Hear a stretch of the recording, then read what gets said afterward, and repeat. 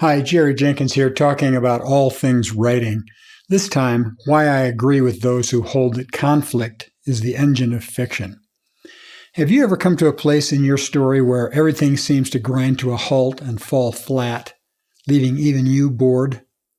I can almost guarantee that the problem is a lack of conflict. Readers love conflict. My wife and I recently celebrated our 50th wedding anniversary, and one of the best things about our marriage has been that we more than just love each other. We also like each other. We're best friends, and so of course we agree on just about everything.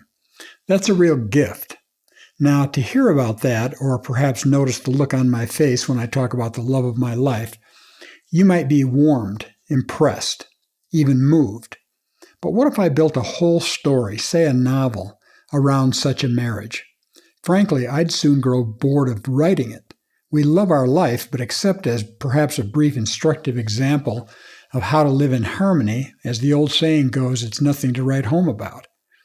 If everything in your plot goes well, and nice people agree on everything, that's boring. And boring readers is the cardinal sin of writing. So, how do you inject conflict? Conflict manifests itself in two ways, externally and internally. An example of external conflict is whatever arises that keeps your main character from his goal. And of course, I use his inclusively to mean either gender. This conflict could be something as simple as a traffic jam, a bridge out, an accident that delays your character from getting somewhere on time. What is he going to do about it? Readers, stay with you to find out. That conflict is driving the story. Now, one caveat: the more reason you give readers to care about your character, the more they care about his internal conflict and his external conflict.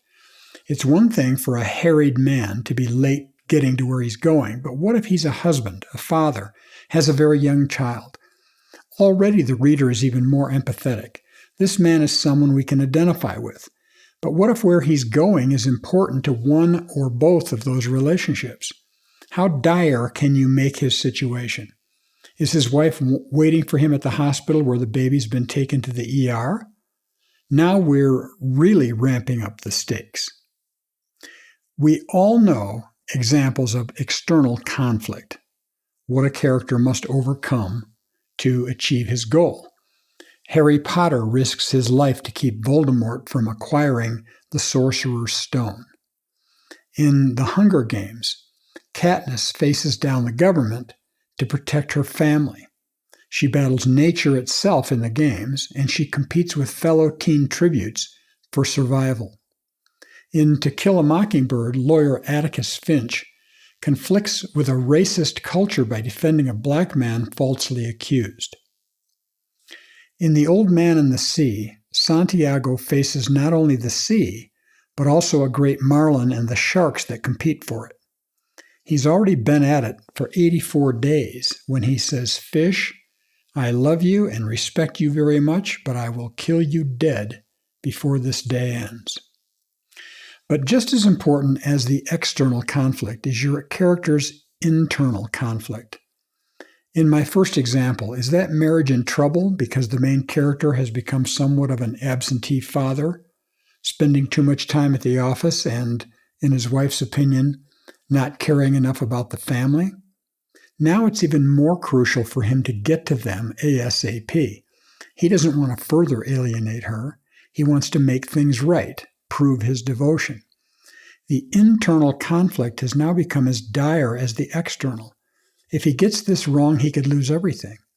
Internal conflict is the mental, spiritual, or emotional battle a character faces that makes him relatable, giving him that humanity that can endear him to readers. How does your hero react internally to external conflict? Truly memorable character arcs result from dramatic internal transformation. Your characters must grow inwardly to remain credible and believable. So ask yourself, what does my lead character want or need, and why does he want or need it? The stakes must be high enough to carry an entire novel. What or who stands in the way? Challenge your hero at every turn. Remove every support and convenience. Thrust him into the most terrible trouble you can imagine. Resist the temptation to equip him with everything he needs. In fact, do the opposite. Take away his house, car, income, even his wife or girlfriend. What personal flaws keep him from his goals? Readers relate to imperfect characters. Even superheroes have flaws and weaknesses. For Superman, it's kryptonite. For swashbucklers like Indiana Jones, it's snakes. Every internal or external obstacle you put in front of your main character must build new muscle that will eventually change him. What internal struggles keep him from his goal? What keeps him awake at night? What is his blind spot? What are his secrets?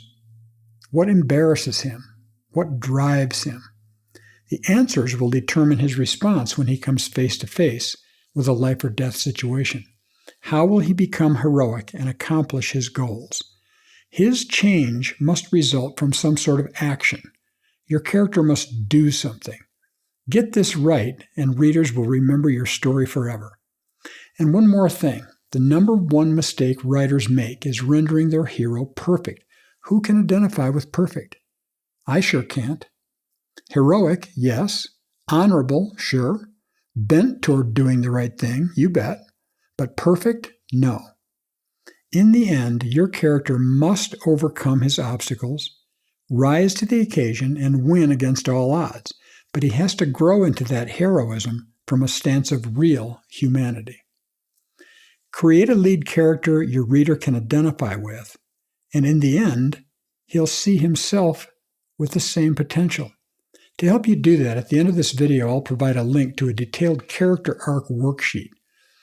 I think you'll find it'll help you determine what motivates your character.